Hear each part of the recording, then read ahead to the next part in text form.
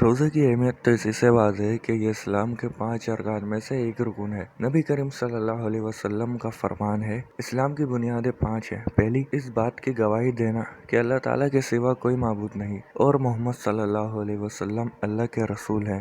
دوسری، نماز قائم کرنا۔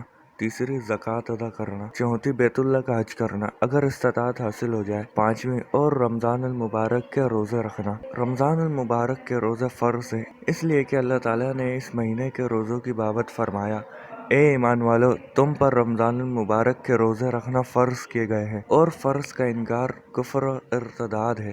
اس سے بھی روزے کی اہمیت واضح ہے۔ صوم کے لغوی معنی رک جانے کے ہیں اور شرعی اصطلاح میں یہ اللہ تعالیٰ کی ایک عبادت ہے جس میں ایک مسلمان اللہ تعالیٰ کے حکم سے تمام مفطرات سے طلوع فجر سے غروب شمس تک رکا رہتا ہے۔ مفطرات کے معنی ہے روزے کو توڑ دینے والی چیزیں، جیسے کھانا پینا وغیرہ۔ یہ ساری چیزیں اگرچہ حلال ہیں لیکن روزے کی حالت میں یہ چیزیں ممنوع ہیں، اس لیے اللہ تعالیٰ کی رضا کے لیے اللہ تعالیٰ کے حکم پر فجر سے لے کر سورج کے ڈوبنے تک ان تمام چیزوں سے بچ کر رہنے کا نام ہی روزہ ہے۔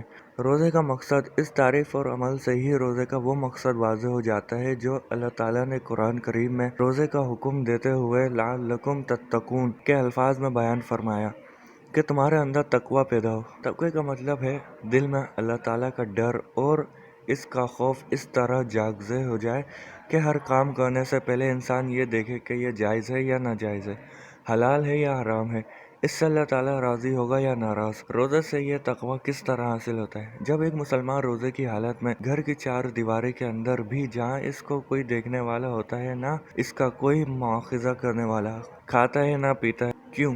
محض اس لیے کہ اللہ تعالیٰ نے روزے کی حالت میں ان چیزوں سے اسے روک دیا ہے، تو پورے ایک مہینے کی تربیت سے بشرطیہ انسان خلوص دل اور کامل اعضاء اور شعور سے کوشش کرے، اس کے دل میں اللہ تعالیٰ کا خوف راسخ ہو جاتا ہے اور یہ بات اس کے ذہن میں نقش ہو جاتی ہے کہ روزے کی حالت میں اللہ تعالیٰ کے حکم سے حلال چیزوں سے بھی میں اجتناب کرتا رہا ہوں، تو جو چیز اللہ تعالیٰ نے ہمیشہ کے لیے حرام قرار دی ہوئی ہے، ان کا ارتکاب میرے لیے کس طرح جائز ہو سکتا ہے؟ یا اگر مجھے اللہ تعالیٰ کی رضا مقصود ہے تو میں اللہ تعالیٰ کی نافرمانی والے کام کیوں کروں؟ روزہ اخلاق و کردار کی بلندی پیدا کرتا ہے، اس لیے نبی کریم صلی اللہ علیہ وسلم نے فرمایا، روزہ ایک ڈھال ہے، جب تم میں سے کسی کا روزہ ہو تو دل لگی کی باتیں کرے، نہ شور و شغب۔ اگر کوئی اسے گالی دے یا اس سے لڑنے کی کوشش کرے تو کہہ دے، بھائی میں روزے دار ہوں۔ اس حدیث میں روزے کو ڈھال قرار دیا گیا ہے، کس چیز سے؟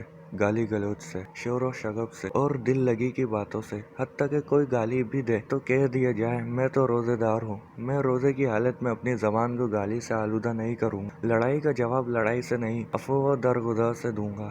یہ اخلاق و کردار کی وہ بلندی ہے جو روزے سے پیدا ہوتی ہے اور ہونی چاہیے۔